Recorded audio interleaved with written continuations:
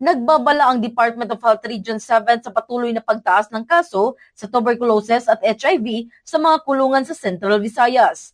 Ito ang sinabi ni Dr. Joshua Brillantes, ang Regional Director ng DOH-7 sa isinagawang National Tuberculosis Day event na pinangunahan ng Cebu City Health Office. Kung saan sa kasulukuyan ay walang eksaktong datos ang Department of Health sa mga aktibong kaso ng TB at HIV sa mga presong, ngunit napagpasyahan ni Brillantes na ang pagdami ng mga kaso ay dahil sa siksikan at kawalan ng espasyo sa mga kulungan.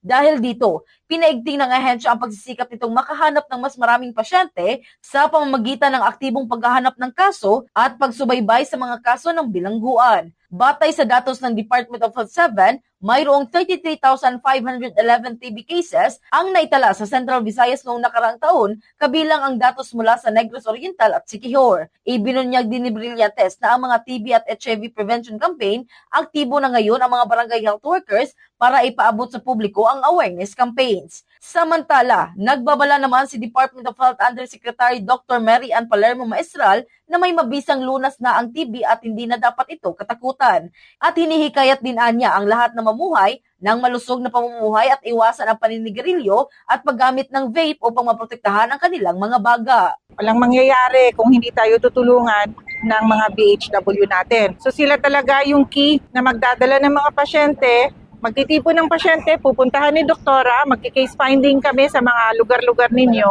mga barangay, para maubos na natin dito, diagnose lahat at magamot.